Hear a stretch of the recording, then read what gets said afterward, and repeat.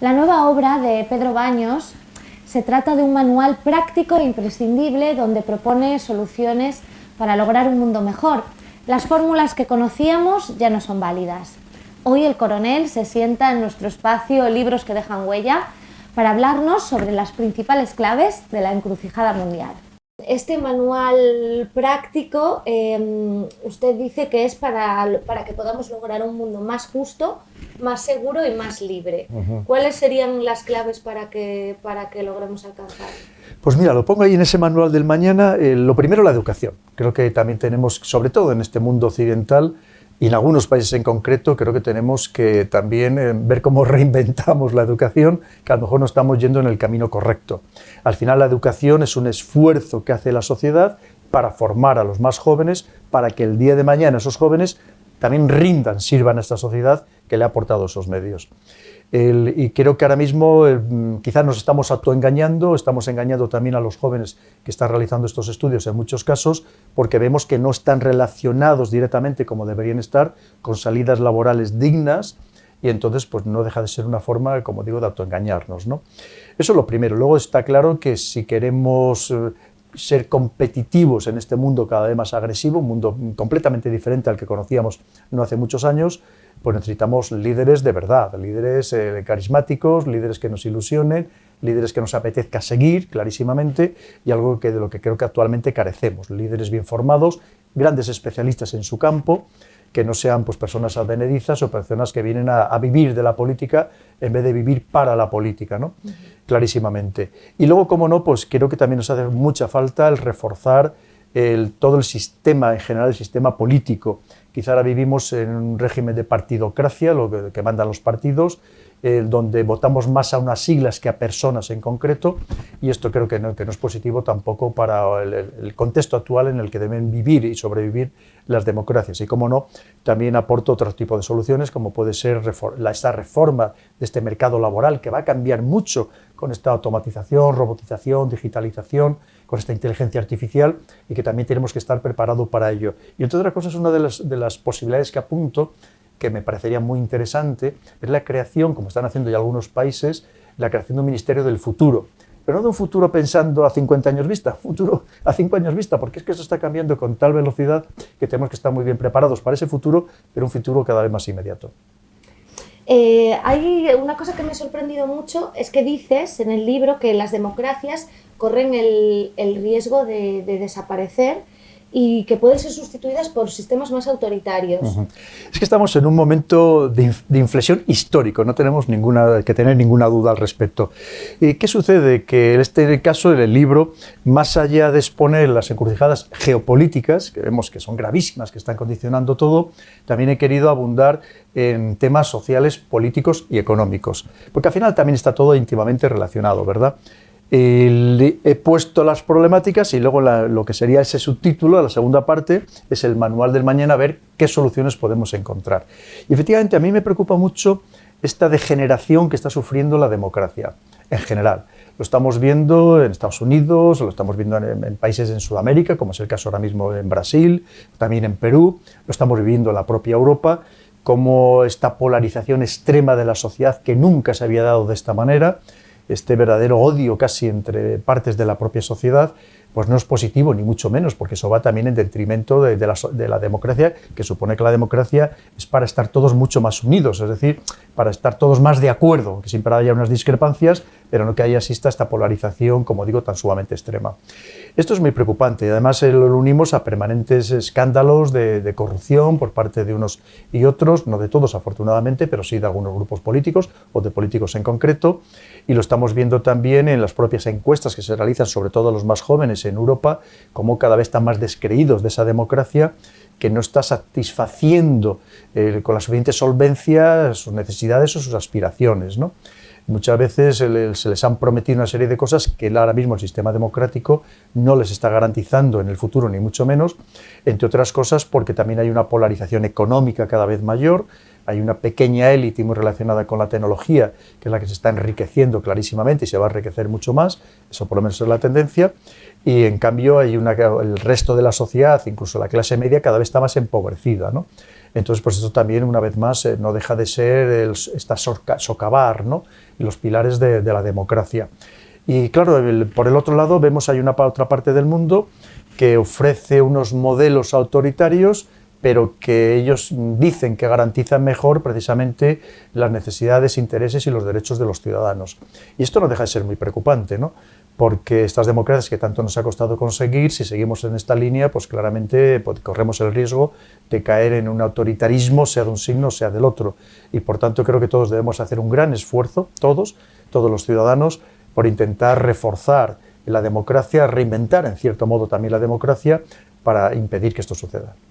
¿Cree que es el momento de más tensión que estamos viviendo desde la Segunda Guerra Mundial? Sin lugar a dudas. Pero no lo digo yo, hace muy pocos días lo han dicho generales americanos, principales generales americanos, que ellos esperan entrar incluso en una confrontación directa de alta intensidad con China para el 2025, es decir, estamos hablando dentro de 2 años.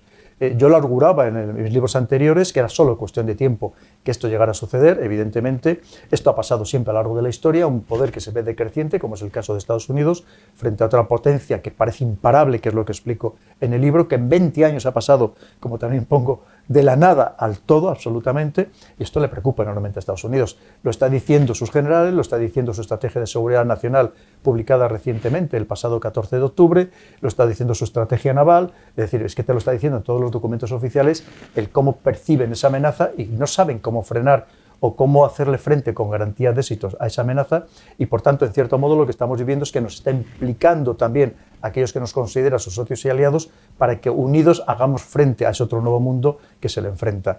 Y por lo tanto, estamos en una situación terriblemente delicada, y una de las muestras de este enfrentamiento lo tenemos lamentablemente en Ucrania, con todo lo que significa, que no debemos olvidar que es Europa y que nos está sucediendo en Europa, convertida en cierto modo en un verdadero campo de batalla. ¿Cree entonces, sin lugar a dudas, que en un futuro inmediato China será la gran potencia hegemónica mundial?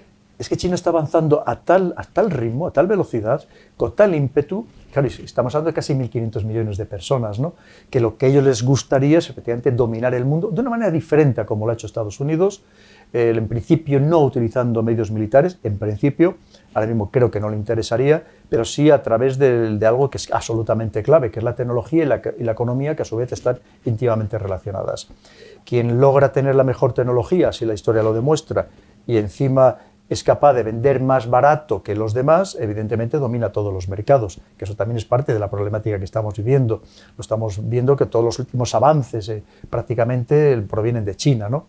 Y ahora mismo todavía, una noticia también reciente, ya es el segundo fabricante más importante del mundo de automóviles, y no solamente eso, sino que ha copado buena parte de la industria automovilística europea también, ¿no?, siendo el principal accionista de alguna de los principales fabricantes. Es decir, que es que la penetración en tantos mercados, en tantos aspectos, pues yo entiendo que sea muy preocupante, sobre todo para aquel que hasta ahora había dominado el mundo a placer, que era Estados Unidos. ¿Cuál cree que es la verdadera encrucijada social a la que nos enfrentamos? Es que es una relación, ¿no? Hay que tener en cuenta, como comentábamos, a mí me preocupa mucho el drama que está viviendo en general la juventud. Me preocupa enormemente, porque los que ya tenemos más pasado que futuro, pues nos preocupa solo de manera relativa, quitando que los que tenemos hijos, que evidentemente nos preocupa por ellos. Pero ese tema, y de hecho el libro yo lo he dedicado muy especialmente a los jóvenes, incluso en algún momento, al final del libro, pongo la carta tipo que nos enviaría cualquier joven a los más veteranos, casi pidiéndonos auxilio, ¿no?, pidiéndonos ayuda ante la situación en la que se encuentra. A mí me preocupa enormemente, porque está relacionado también con la parte política, con la parte económica, por supuestísimo, unos jóvenes que no se les está ofreciendo el futuro que existía en otros momentos de la historia, es decir, esas expectativas, esa ilusión por progresar, que esforzándose y trabajando pueden alcanzar metas superiores, y ahora mismo es que en algunos casos parece que están totalmente cercenadas esas posibilidades. A mí eso me preocupa enormemente, y relacionado con eso, pues hay tantísimos otros aspectos. Pues claro, si un joven tiene un salario muy bajo que no le permite independizarse, que no le permite tener su propio piso, ¿cómo va a tener familia, cómo va a tener hijos? Es que es imposible, ¿no?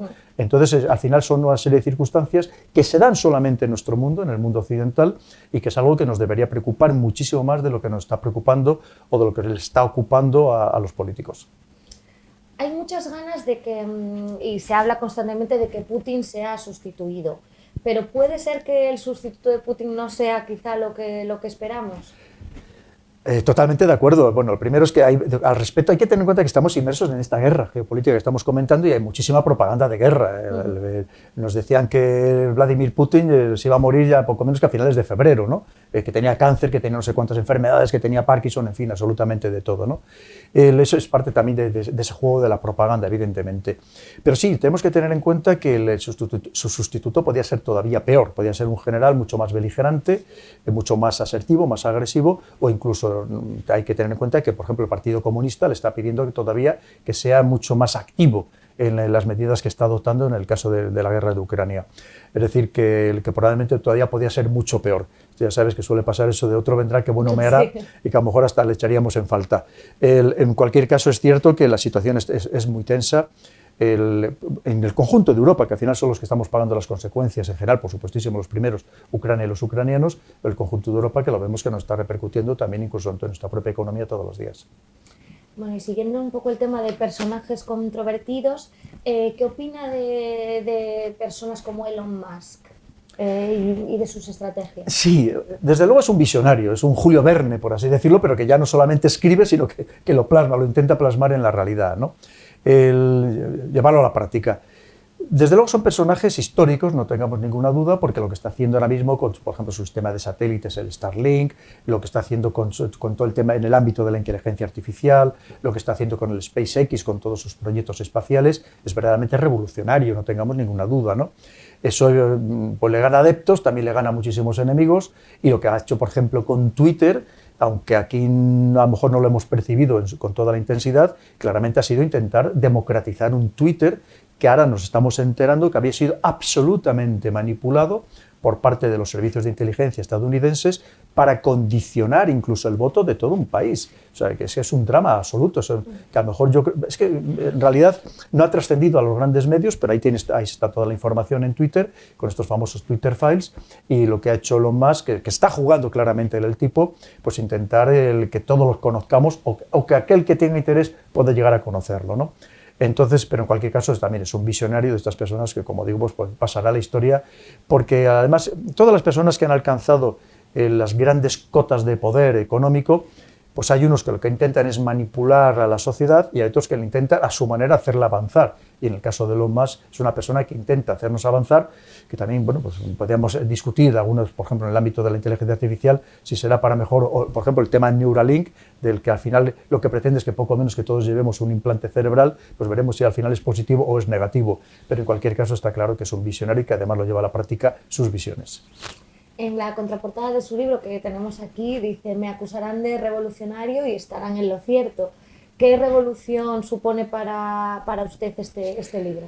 Sí, porque mira, algunas de las cosas que propongo son verdaderamente revolucionarias en el contexto actual. Fíjate, una de las cosas que postulo es acabar con este tema de partidocracia, como te decía, que al final votemos a personas más allá de las siglas, ¿no? Alguien que verdaderamente le conozcamos su cara y que le podamos exigir responsabilidades de manera permanente, algo que ahora no hacemos. Si es que hay quien se presenta senador por una provincia y no ha estado nunca en esa provincia, y no le conoce nadie, ¿no?